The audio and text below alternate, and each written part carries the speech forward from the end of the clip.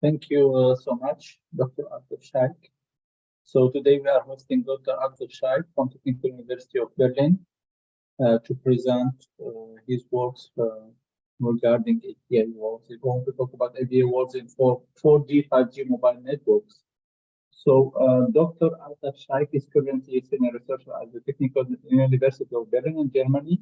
He conducts advanced research in telecommunication, especially in 6G security architecture, Open RAN, and 5G radio access and core network security.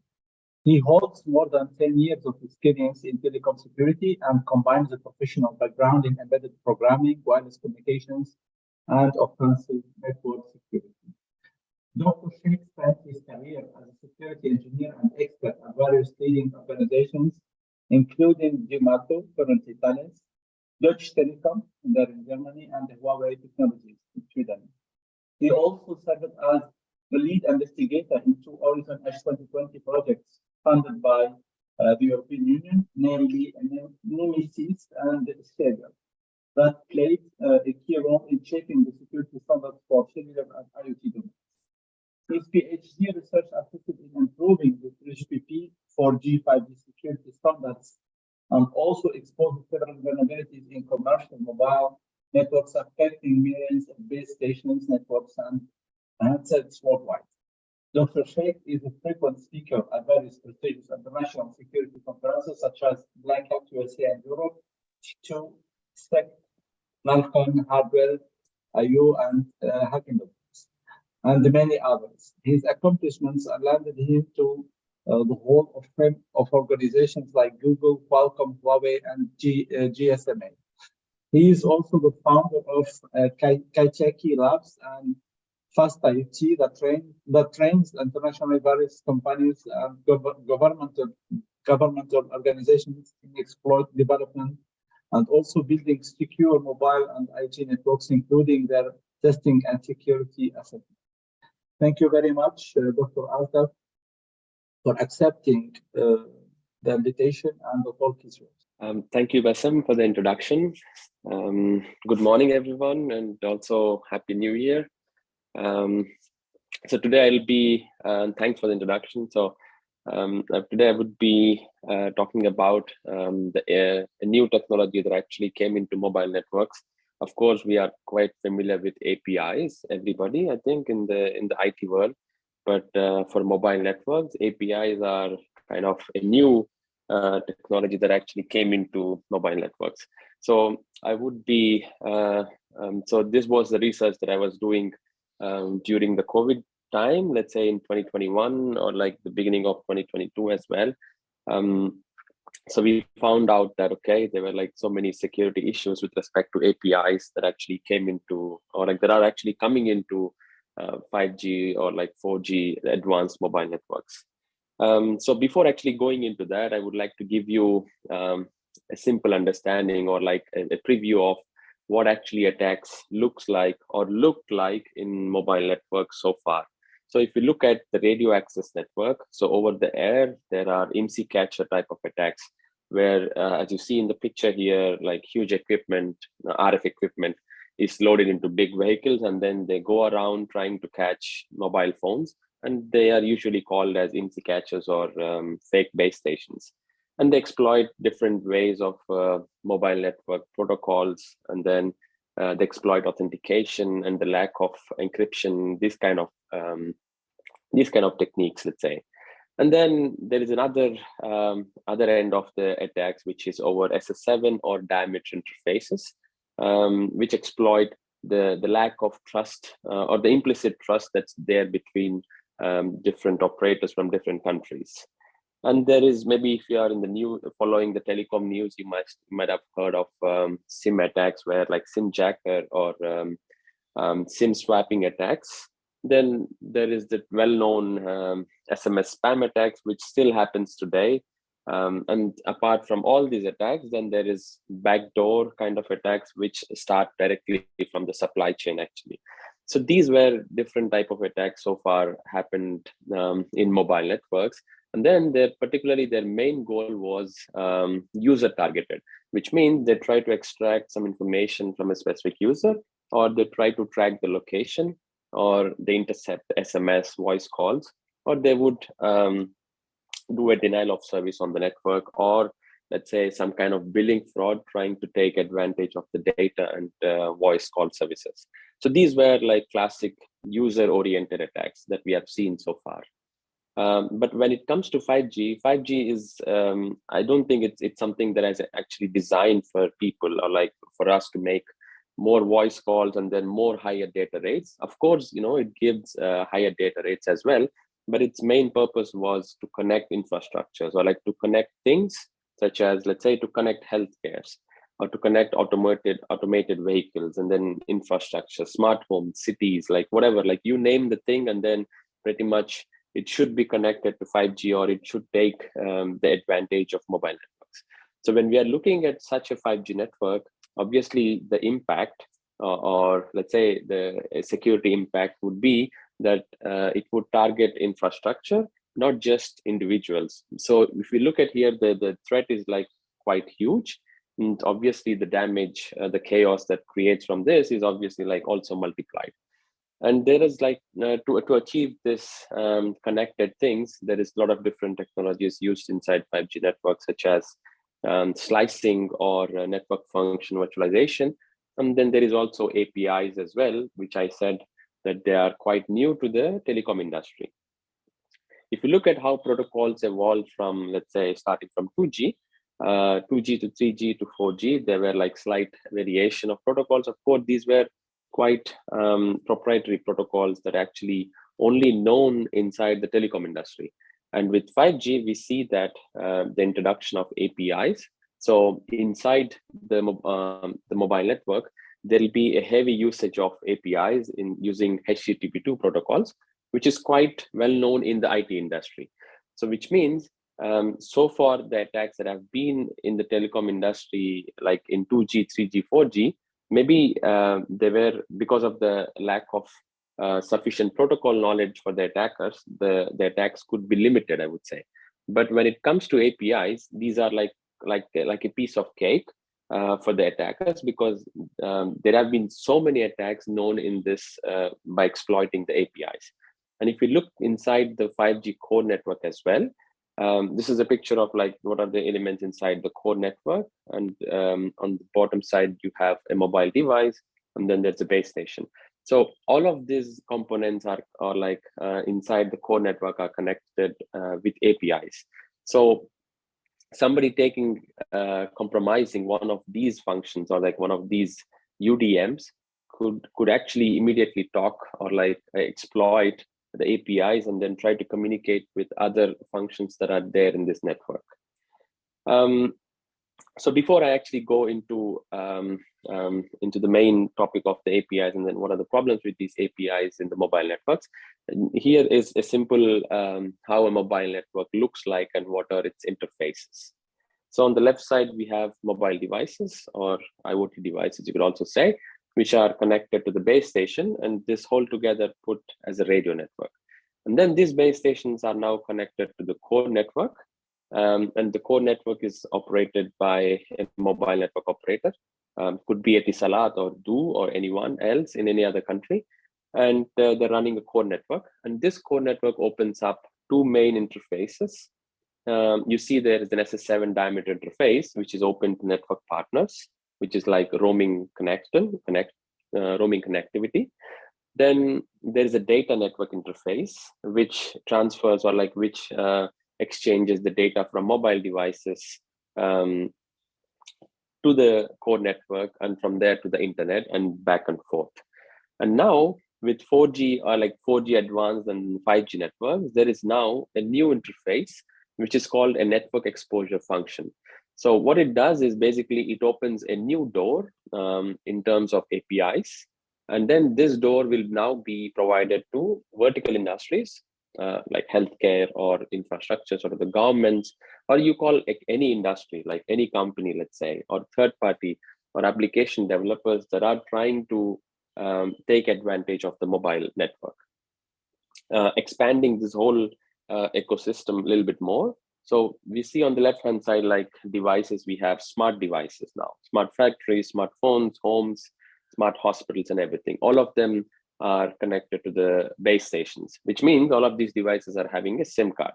So as these devices are registered over the mobile network, and these devices actually belong to the applications domain. Let's say these devices belong to the particular industry, vertical application industries. And now we see on the mobile network operator domain, there is a network exposure function, which opens APIs to the outside world. And now in intermediate, there can be a provider domain. What it does is this provider could be another virtual operator, or it could be a cloud provider like Google or Amazon, or it could be another IoT platform provider. So, I mean, if you just search on the internet, like who is IoT platform provider, you will see like tons and tons of them. There are like so many providers that are trying to take these northbound APIs and then convert them into something called service APIs, which means they are customizing those APIs to a specific application. So let's say if you want to fly a drone, you need APIs that are customized to fly a specific drone. And APIs that for hospital management are different accordingly. Or if you're from automotive industry, you need different kind of APIs. So now these APIs are hosted on a cloud by the provider in the provider domain, and then these APIs will be abstracted or provided outside to the industry. And now this industry can now take these APIs and control all of their smart devices through the mobile network. Just a simple example here, how Vodafone actually tried to demonstrate this kind of feature. So we have seen drones where a remote control is there and then in line of sight, and then somebody is controlling that. But now the drone actually has a SIM card, which is connected to a mobile network. And now the operator of this drone can be in a remote location and still control this drone through the mobile network. And that's the main advantage here. So basically, you could be, and these to control this drone, the APIs will be provided by the operator or some kind of IoT platform provider. So there could be an IoT platform provider who has customized APIs for drone control. So he has a connection with the operator, and then this guy will actually sell these APIs to the respective individuals, and then they would be able to control their drone from remote locations. Just to show that, like, I mean, the future of telecom will be basically on APIs. So like everything, the whole attack model or attack perspective will actually change in the next few years, because only in the last like 2-3 years, operators are trying to get these APIs running inside their networks. And maybe in the past, you might have also heard about API attacks in telecom. But these API attacks that I'm talking about are quite different from what you might have heard in the past, because those APIs are something that are not that are supposed to be not hidden from outside users. Let's say there is a T-Mobile website, and then there is a bug in the API.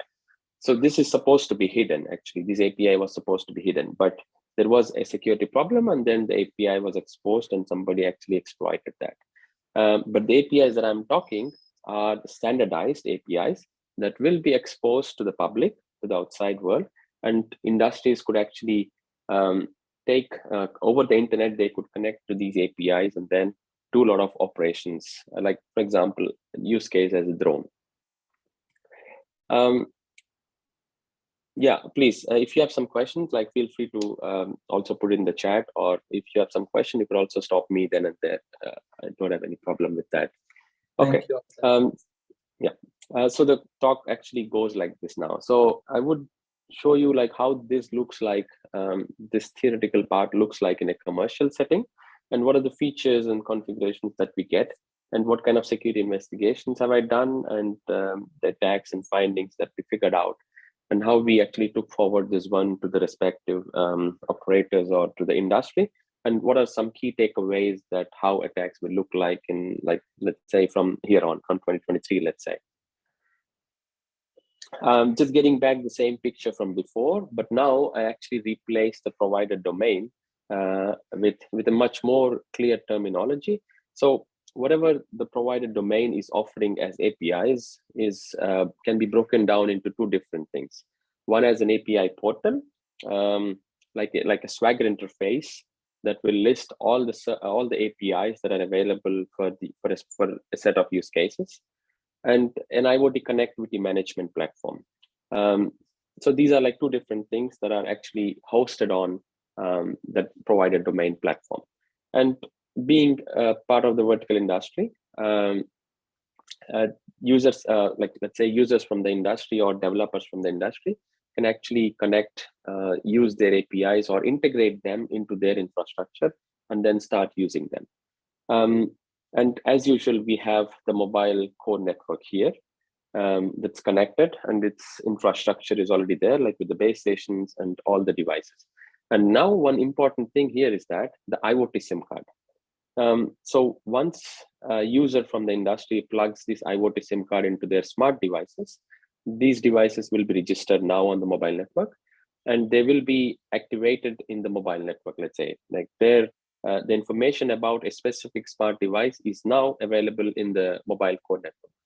And now the vertical industries can use the APIs and query the mobile network regarding the status of that particular device. So these IoT SIM cards are something that are quite different from the traditional SIM cards that we have. I mean, we have been using SIM cards from so many years, but these IoT SIM cards are something different. They come with a specific tariff, and usually they are valid for, let's say, some 10 years or 20 years lifetime. And they have like quite cheaper prices as well. I mean, depending on how much data you want on the SIM card and all this stuff.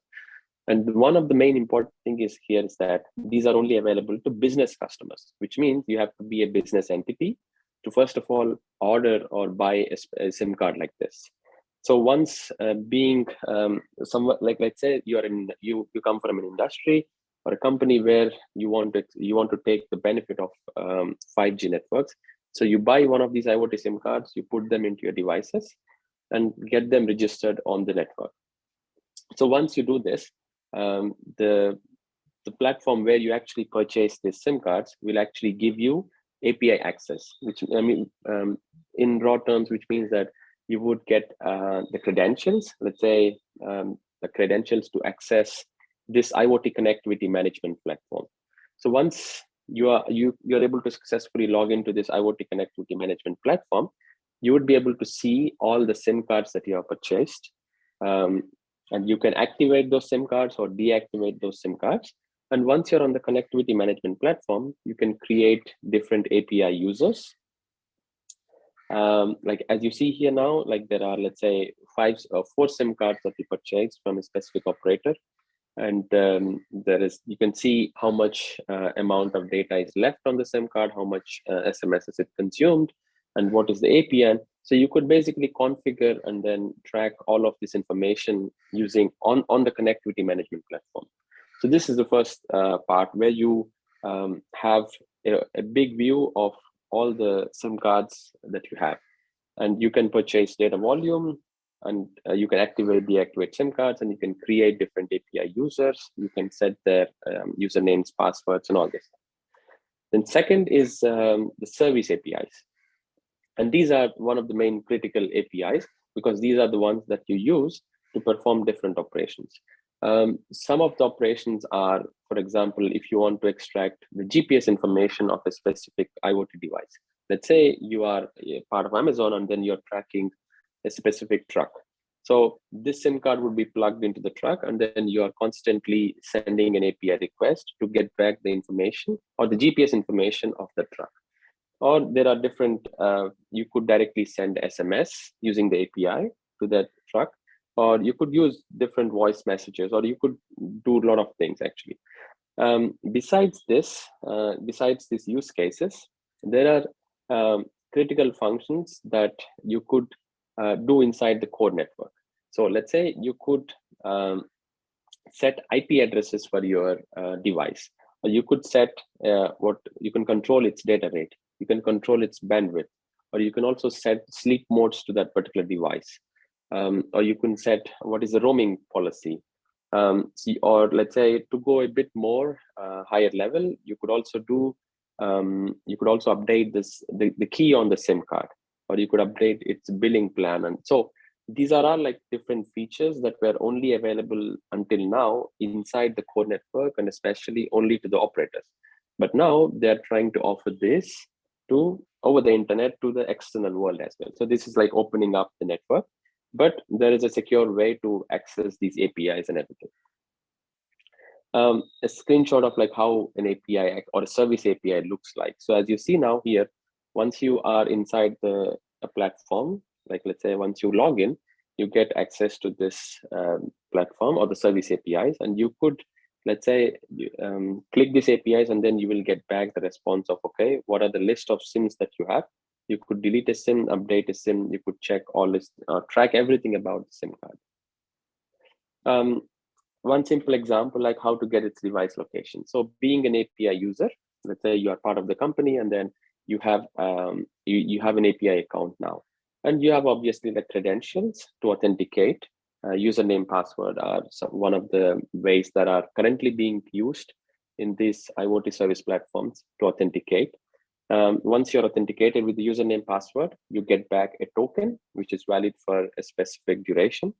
And what you could do using the token, you can actually query the platform that get me the location and the connectivity status of this specific SIM card. And probably you would give the IMSI or IMEI of that particular device. And as a response from the network, you will get back the current location of the device, what is its phone number, what is its ICC ID, who is the organization ID. Let's say, in this case, it's like who is the organization that is owning the SIM card, and what is the SGSN address, and all this information. So just this is some of the traffic that is being, because as I said, like you are part of the IoT connectivity management platform, where you can see the logs of what are the logs that you are actually creating through the APIs. So it, as you see here, like the provider domain or the service platform is actually querying the core network, which means in terms of like a HLR or the SGSN, and trying to get back the responses back. So if you look here, the key point here is like, until now, like nobody from the outside world, apart from the operators, were able to query the SGSN or the HSS or the HLR. Like these are some key entities in the mobile network. Like nobody could query them so far, unless if you're an operator. But now, just being an industry or a company, you're able to send messages or like query. You can at least reach these kind of, let's say, so, or like critical devices, or very, very secure devices, or like secure infrastructures. Another different miscellaneous functions that are available from these APIs is like, you could upload a new master key for the SIM card. You can send it to the network, and the network would remotely provision the SIM card again. Or you could directly send a downlink message, like how you're sending an SMS. Apart from the SMS, you could also send an IP message. Let's say you could ping one of your trucks holding the SIM card, and you would get back a response, I think, within microseconds. And so these are like some of the features that are available. So of course, like when you have this kind of sophisticated functions available to the outside world, you obviously need a good amount of security so that nobody can actually exploit them. So to use the APIs, the 3GPP standard recommends that you have authentication and authorization using OAuth protocols, and obviously have confidentiality and integrity protection using TLS mechanisms. And privacy-wise, there are also like, I won't say like there is so much described from the 3GPP standard, but it's up to the provider. How much amount of privacy do they guarantee when using such a platform? And besides that, you see there are other rate limiting, logging, monitoring, firewalls, and these are traditional API features that of course are like not really mandated by the 3GPP standards, but they are actually also available if an operator is serious about the security of the platform. Okay, so once we actually got looked at these platforms and then how they're operating, so some of the questions that actually came into our mind is like, okay, the standard mechanisms, of course, mentioned by 3GPP are sufficient, or are they good enough to actually protect these platforms? And what about business logic flaws? that of course won't be discovered until somebody is like testing each and every API or each and every parameter inside the API. Then what about the security posture of these platforms? Are they protected using firewalls, or is there like some kind of security by design approach that has been followed in the design of the security platform or this IoT service platforms? Because these form as an intermediate entity between an outsider and the mobile core network. So if the IoT service platform is not properly designed, it would allow an outsider to directly communicate with the core network. And then regarding the security, so normally when somebody is developing an API-based application, they would like to test it. And of course, there are so many automated scanner applications to test APIs, but are they really sufficient? And above all this, since IoT service platforms are quite new to the industry, and there is like limited knowledge on what kind of attacks can actually happen on these platforms, and there is very limited knowledge. And I think we are the first to actually open up this to the world, actually. In this kind of scenario, the attacker model here actually looks like this. So first requirement is like an attacker should have a business relationship with the service provider, which means the attacker should be a company and registered with the provider. You could register with, for example, using a tax ID or the company ID. So in this case, attacker could be some external or also an insider or any other malicious developer. So once you register with the provider, let's say you buy a few SIM cards, you have the authentication credentials to log in to the platform. And now you have access to a big cloud that is hosting all the data of different industries and everything. So you are part of the cloud now. And hereafter, the goals of the attacker would be, of course, to access arbitrary devices that are connected through this platform, or let's say target the industries who are competitors and part of this platform, maybe compromise this whole the platform IoT service platform, and from there penetrate into the mobile core network. And I think in this case, as you see here, the attacker is also part of the whole cloud. And the simple knowledge here the attacker requires is like how to use APIs. And I think that's sufficient. And then having specific attack knowledge, let's say some telecom attack knowledge would also be an added advantage, I guess. So we wanted to go and see like really how things look in practice. So we purchased up to 9 different IoT service platforms because we tried to obtain this SIM cards during the COVID duration. Like it was a big hassle for us to first of all like get this SIM card shipped to our location.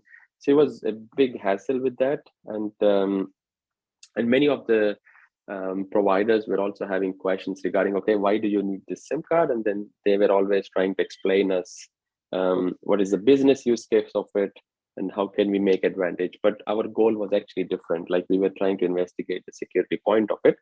And so we purchased different SIM cards and then tried to plug them into our IoT devices and then connect them to the network. And from there, we have API access to all these platforms, let's say 9 of them. And we made a simple analysis like, okay, and all of them, and among the platforms or like among the SIM cards we purchased, 3 of them are direct MNOs and the rest of them are virtual operators. Or they could also be an IoT platform provider. And most of them use the HTTP basic authentication. And one of them has no any authentication method available. When it comes to authorization, like some of them use OAuth, which is a proven strong protocol, but some of them use static tokens, which means like somebody steals the token, then they have access to the platform. And most of these IoT platforms are hosted on traditional, like let's say public clouds, like you see Amazon, Cloudflare, or Oracle. So these are some of the places, or like let's say preliminary information that we try to obtain regarding platform. So we started to go a bit deeper and then analyze more about this platform. So we wanted to find vulnerabilities regarding the API configurations, then input validation, because when it comes to API, you do have to provide some information to get back some information. So what kind of vulnerabilities can we manipulate through the input, then regarding the business flow, authentication, access control, encryption, integrity protection. So we tried to find vulnerabilities in all these kind of procedures.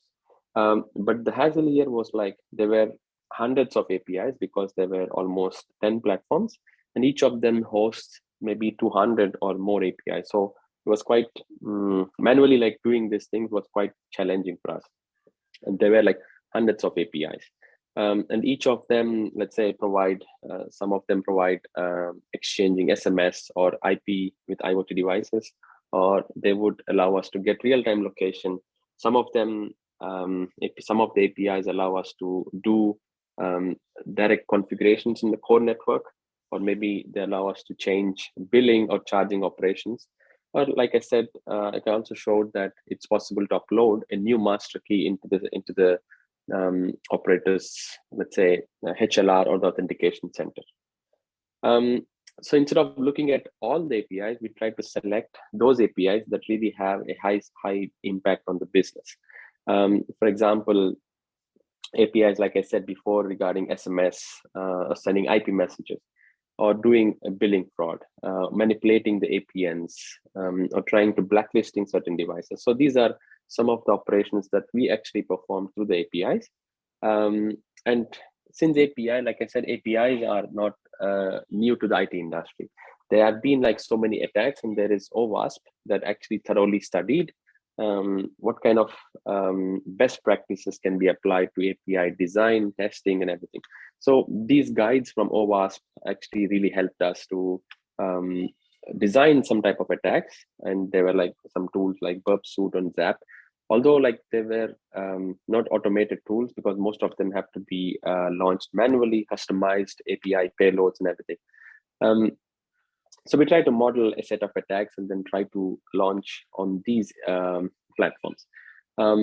But besides all this, we try to be more ethical as possible, because we know that we are tinkering with some type of commercial live production platform. So we took high responsibility of not messing up anything on the platform. We did, instead of doing some kind of random penetration testing, we always be very careful and then have a guessable strategy in that case.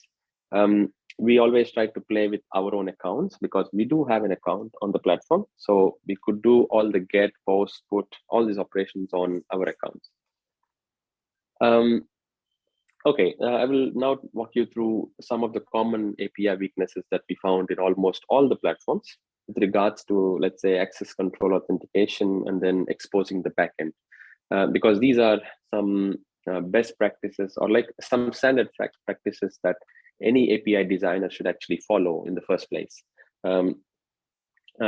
First, maybe not directly a API designer issue, but what we found was like there is a relaxed verification in terms of relaxed customer verification when actually purchasing the SIM cards. So the only thing that was required to register for to get access to the SIM cards was like a tax ID and the name of the organization. And normally in many countries, I mean, you can easily obtain tax ID of a specific company just by looking at online. And you could register with, let's say, what I'm trying to say here is like you could forge a company's name and then tax ID and try to register and obtain SIM cards in that case. So what the advantage here is like you're of course like impersonating some other company while doing the API operations. And in most cases, like there were not really strict monitoring and logging policies, and there were like less rate limiting policies as well. So this, first of all, getting an access to the API itself is one of the challenges that the attacker should solve, and that could be easily solved in this case. And now one of the first weaknesses is like we start looking at authentication. So is it possible to set up weak or registered on the platform with weak usernames and passwords? So we could see that almost all of them allows the simple weak passwords. And for example, like there were some platforms that actually allowed IoT admin 1, or let's say they would actually prevent creating username with IoT user 1, but they would allow IoT user 10 as a valid username. So which is I see that there is some kind of security prevention that are actually happening that prevent using IoT user 1. But I think these are traditional firewall-based approaches and don't really look into or like don't have that much depth when it comes to security analysis. In terms of token management, it would have been better if all of them had OAuth protocol approaches where there is a dynamic way of generating token and there is a validity for a certain time. But we see that most of them have, let's say, simple methods, or like, let's say they have static tokens that let's say won't expire for the duration of the project, or like for the entire duration of the SIM card, maybe for 10 years. And once these tokens are stolen, that would be a big problem again for the operator to actually revoke those tokens and then get back another new token. A lack of rate limitings for API requests. I think this is one of the like standard defense mechanism that is proposed for API platforms or like API servers. If you don't have enough rate limitings in place, it's possible that attackers would bombard with thousands of requests, which will in the first place, like allow attackers to identify different vulnerabilities, like which actually helped us to find different vulnerabilities in the first place. And in some cases, like there were no backoff or IP ban, no backoff periods or IP ban, which was observed. Some of them use rate limits, but of course with easily guessable like timings. Let's say they have 1 or 2 minutes of backoff periods, and after that, it's easy for attackers to actually guess what is the strategy that they're using to actually ban a specific IP. Verbose error messages. This is quite a common problem in APIs because sometimes the APIs reveal more information regarding the backend as well. In this case, it was actually helpful for us to enumerate different identities on the platform. So we try to input a wrong IMSI or IMEI and get back a response telling that whether this IMSI actually exists or doesn't exist. Like this way, it actually helps the attacker to enumerate different valid and invalid IMSIs on the platform. And script injection, which is also quite common in the IT world or in the web world, let's say. We could inject simple scripts, actually. Like, I mean, nothing complicated in the script. It's such a simple script we could actually inject into the platform. So it's actually accepted by the server and then actually stored in their databases as well. So this script injection is the first step of the attack, and then execution of the script will follow next. But we found that like many of them don't really sanitize the input that we're actually giving into the platform. And imagine these are the platforms that are like, let's say, will connect industries. Let's say will be part of the 5G, and then that would connect different industries and critical infrastructure. Access control misconfiguration, of course, yes. There are like some key functionalities in the API server, such as trying to send binary data to the SIM cards or updating billing information. And according to the documentation, like they were only supposed to be handled by admin users. But due to access control misconfigurations, it's possible that any employee or like any simple API user could also exploit these functionality. I mean, if the permissions are not properly checked, it's possible that any user can actually update or send binary information to the SIM card or update billing information on the SIM card as well. Another key thing that we tried to investigate was like, of course, there will be security practices followed by the platforms, but are they firewall based, or do they actually have some kind of like secure API by design approach? For that, we tried to inject different kind of inputs, like you call it like strange characters or numbers, and then different strings into the API through the APIs. We inject them, and then based on the responses, we actually study whether if this is a firewall approach or whether it's a design approach they're following. In some of them, let's say in only one of them, we could see that out of 9, we could see that there is a secure design by approach, but the rest of them, have a traditional API firewall that pretty much don't detect, maybe they could detect some kind of attacks. For example, when the API is expecting a number, but you give alphabet characters, that would definitely throw an error. And in this case, in the error, it also displays that the error is actually coming from a specific firewall. It would actually name the name of the firewall, and that's producing this error. So these firewalls like won't stop all type of attacks. That's what we figured out actually. And there is an inconsistency here in terms of having. If you remember, like in the beginning, I showed you there is something called service APIs and there is a connectivity management platform. So there are like two different things. So through APIs, you could basically inject information into the network. And through the same connectivity management platform, you could also inject some information into the network. So both of them are different, let's say different type of softwares. One is a web-based software, and then the other one is a plain API-based software. So both of them require different type of protections. Maybe one of them is using a firewall, the other one maybe not. So what we found was like if an attack failed or if an injection failed through the APIs, it got successful through the web portal. So there are like inconsistencies in type of for designing the whole application actually. Now coming to what are the vulnerabilities in these IoT service platforms? So with respect to authorization, then data leaks, injections, and could we also do code execution on the platforms as well? Not only from the API side, like you saw that the vertical industry side. So that's the point where we are trying to exploit all these different type of APIs. But what we did was like, even from the device side, can we try to scan the platform? Can we try to scan the core network or the API platform? So what we figured out was like some of them open their, exposes certain ports, like as we see here, like the SSH ports were open. And in some cases, like we could also successfully log in because they were still using weaker passwords and stuff. So these are, some of the like blunders that have been happening from the past, and still we could see them repeated.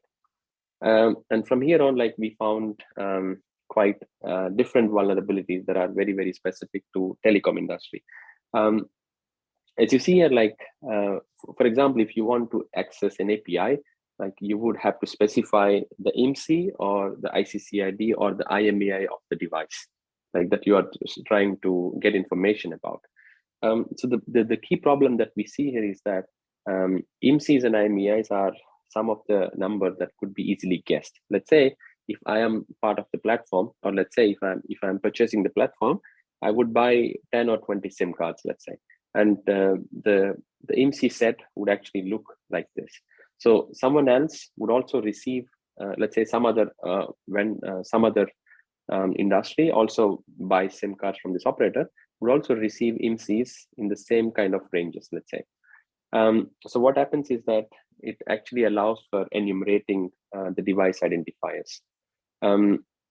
What could have been done differently is that instead of using this hard-coded identifiers or like permanent identifiers in the APIs, it would be nice if the providers actually used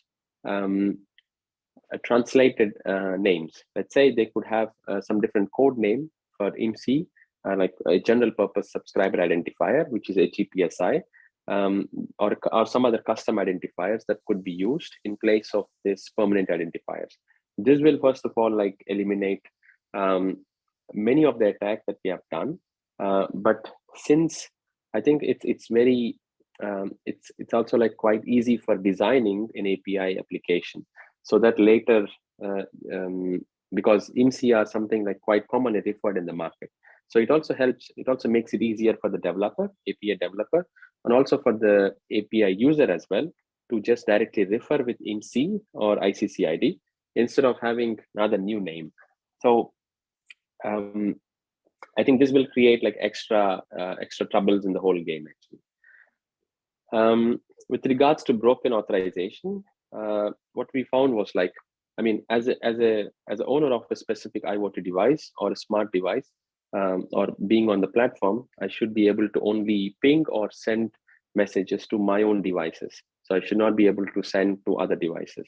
But due to lack of like broken authorization vulnerability in the platform, what we also found was like we were able to send or ping devices that belong to some other industry. So this will, so as we know that like most of them are IoT devices, like the immediate effect on this could be, because sending ping means like you are sending a message directly to the device and the device is responding over the radio, which means you are consuming basically the data of the device. So once you send like maybe 1,000 or 2,000 ping messages, most of the data is gone, because the data on these SIM cards is quite limited, maybe 500 MB or even less than that. So this could eventually trigger a denial of service. So once we are able to ping all the devices of the like, let's say, competitor network or the competitor industry, you could take over, like all of the devices would go into, let's say, silent mode, and then they would switch off maybe. Another interesting thing that we found that's very, very specific to telecom industry is that the use of webhook. I mean, webhook are something quite common outside, like when you're using APIs. So webhook is nothing but you register a URL with the API server. So whenever you make an API request, the response is also sent to the URL that's given or like registered in the webhook. So we wanted to test this webhook. So what we found was like, when, for example, like we were testing it with the SMS functionality. So when we send an SMS to the device, the API server would also send an API response to the webhook URL. So while sending an SMS, the response we normally expect is that the SMS is delivered. Maybe the SMS is delivered on so and so time, or SMS is not delivered, or successfully delivered, or rejected, or maybe there is some mistake in the SMS. So this is something that we actually expect over the URL. But instead, what we found was like, we found that as part of the SMS response, all this information regarding the whole device, such as, I mean, there is like too much amount of information that is actually present in the SMS response, which is basically unnecessary, such as the PIN of the device, like the PIN 1, PIN 2, PUC 1, PUC 2. These are some of the device, like let's say, confidential information that is very, very specific to the SIM card. And besides that, we also obtain which industry actually owns this particular device and to whom it actually belongs, as you see, like TU Berlin. So, or like who is the name of the operator, and then where exactly this IoT device is situated, what is its roaming status and everything. So there's like tons of information regarding this IoT device is actually sent over this SMS response. Imagine someone is actually taking over the webhook. So which means that whenever you send an SMS response is also sent to the attacker that actually captured the webhook. And we also found that most of the platforms actually allow to create HTTP-based webhook. So I mean, they don't really care if the IoT user or the administrator is just creating HTTP-based webhook, and they don't use a HTTPS version. So which we found quite surprising, because this amount of information is basically unnecessary. And when we conveyed this to the operator, I mean to the platform who actually got affected, the counter response from the operator was that some of their customers were actually wanted this feature to be active. So they wanted this feature as part of their plan. But what we see is that this kind of feature is generically applied to everyone like having the access to the platform. So as a customer, I mean, so we actually realized this only after testing this functionality. Maybe if we didn't actually test this functionality, we wouldn't have known this in the first place. But it's important that you reveal this information to the customer, like who's actually purchasing the platform, so that they are aware of like what amount of information is actually being leaked and what is being hidden, But in this case, we see that like everything about the device is actually being completely leaked to someone who is not entitled to receive, let's say. Another interesting thing I also had like always in the mind to actually test is that because we know that SMS spam is quite an interesting attack vector actually. So what we try to do is like we inject well-known malware into the SMS and then try to send this to our own IoT devices. So my usual expectation would be that the network would actually recognize that there is a malware because this is a well-known malware, and most of these malwares are actually posted on the operator's web pages, which means this is quite well-known malware in distribution, and we expect that the operator would actually prevent this SMS from delivering it to the IoT device. But what we see is that it's, I think the network is completely transparent to these kind of messages, and then they would directly deliver it to the end device. Imagine if there is an authorization bypass, like I've shown you before with the ping message.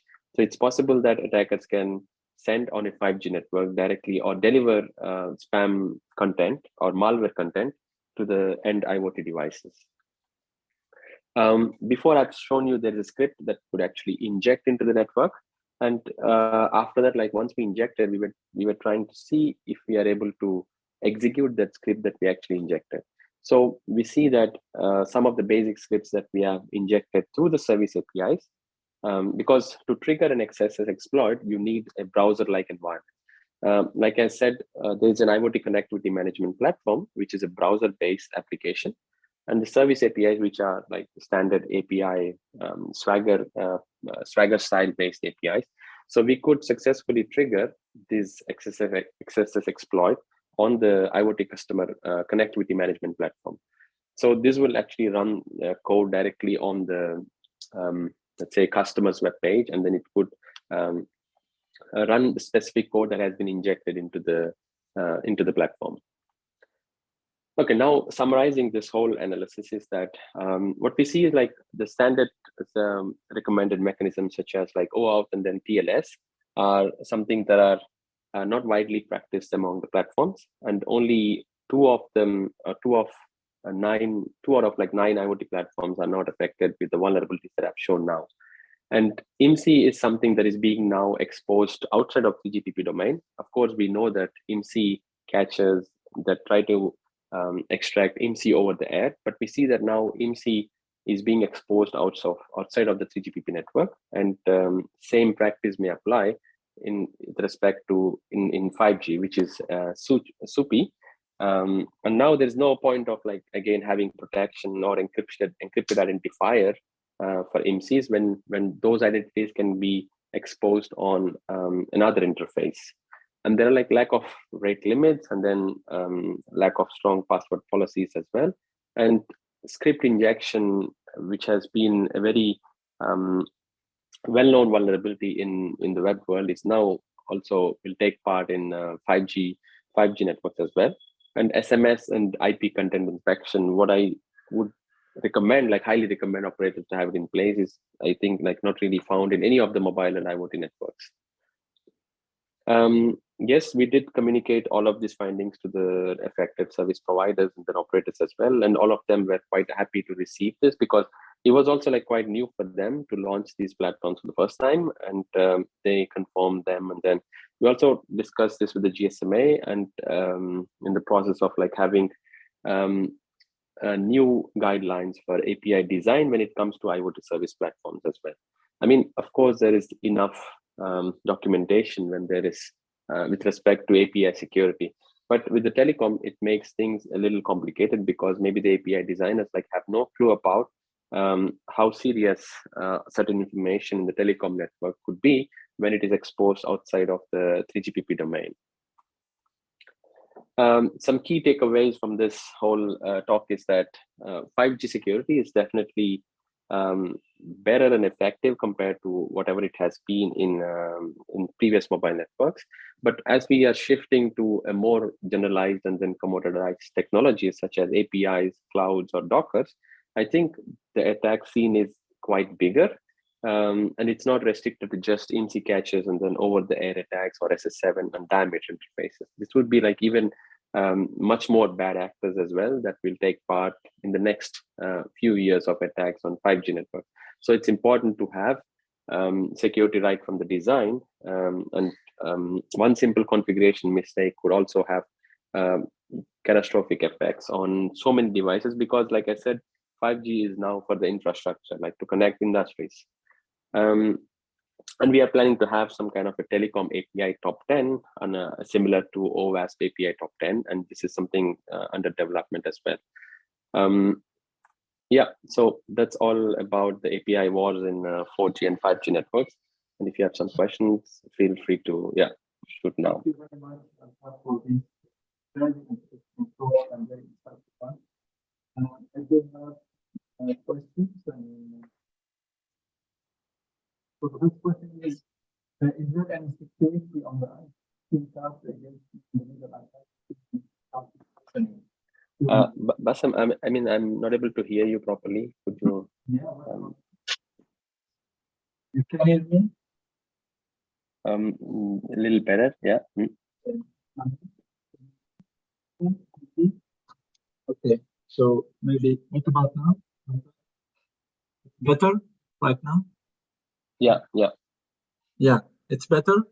It's okay. Yeah, it's better now. Yeah, it's okay now. Yeah. So the first question, I said thank you for this interesting talk and for this insightful talk. So there are some questions. So audience today, the first one is there any security on the IoT SIM cards against man-in-the-middle attacks using ARP poisoning? So here we assume the protocol to be TCP. You said, yeah. Are there any attacks on SIM cards, right? Yeah, I mean, is there any security on the IoT SIM cards that you showed against man-in-the-middle attacks using ARP poisoning? Right. Yeah. Actually, like the SIM cards, or like IoT SIM cards are, I mean, in terms of like design and security, they are pretty much like the SIM cards that we have for 4G. So like a USIM, I would say. So they do have, I mean, you cannot basically clone the SIM card, and the standard USIM security protocols also apply for this IoT SIM cards. And apart from that, I mean, there is no attacks directly targeting the SIM card, I would say. But I mean, to do this kind of API attacks, of course, it's important to have the SIM card as well. Good. A second question, how is Helium 5G network different or similar from a typical 5G one? How is 5G? How is Helium? You presented the Helium 5G network. Helium? Yeah, you presented it, I think. I presented a Helium? Yeah, this is what I got. Anyway, so maybe I mean, because this is a question from the audience, so maybe we'll ask this, maybe can correct it. So another question. Yeah. We have to. Yeah. So the first one, does the IoT SIM cards allow Java applets like regular SIM cards? Yes, they do. Okay. Yeah. Okay. They're like the classic SIM cards that we have, and they do allow Java applets and all this stuff. Yeah, right. Okay. So the second one, did you explore any applets triggering through these APIs or APIs? No, we haven't gone to that side. But I mean, we are doing on that one, but separately, I would say. But this one, in this talk, I think it's more particularly about the APIs, I would say. This is more focusing on the network side attacks and not something directly inside the SIM card. Another question we have here, should the service providers and operators use a hashed IMSI in order to not prove a readable value, provide readable value to have possible misuse? That's a very good, I would say, like a starting point as a defense. Yeah, but I think it's more like a design issue then, because it complicates the design a little bit. And this is again a trade-off, like whether the providers are willing to take this complicated design compared to having a plain approach where they expose the IMSI outside. So, but since like majority of because out of 9, we saw that only one of them is hiding their IMSIs or having, or let's say not exposing IMSIs outside CGPP domain. Only one of them. So the rest 8 still have it, and yeah, it makes design slightly complicated. But we still have to wait and see a little bit more. Like maybe the next generation platforms will, like adopt differently. So I have one question my side. You were talking about like defensive strategies and approaches. So here, and of course, you have been talking about the security by design. So have you explored, I mean, why deploying such kind of defensive approach within such, let's say, limited resources devices? Have you figured out some challenges in terms of latency, in terms of accuracy of detection, and so on? Yeah, maybe it depends on. No, I don't think like in this case there would be a big like latency issues. Well, unless if it is a use case that we are talking about drones or let's say automated vehicles like V2V or V2X, maybe in that case there could be for sure some kind of latencies. Maybe yes. But besides that, there are like plenty of other use cases that are not like latency hungry, or maybe they could be still protected, I would say. What about the resources themselves, right, of the platform? Regardless, you said, right, yeah. I don't think it would be like that, because we already saw in our practice that at least one of them has a secure design by approach. So every single check is actually happening at the source code level, rather than having like an extra add-on like a firewall that is pre-checking some messages. So I think this is more like starting from the beginning, like having right from the design. So and if you look at outside, like even GitHub, they do have the secured by design approach actually. So I don't think this would create a big problem with respect to resources as well. Okay. But it's something that has to be evaluated on a case by case basis, I would say. Okay. Yeah, I think it's over for today. I don't have any other questions. I would like Altaf to thank you again for the time and for this insightful talk, and let's keep in touch, maybe for further discussions. Yep, sure. Thank you. Thanks a lot. Thank you. Have a nice day. Bye-bye. You too. Yeah. Bye-bye.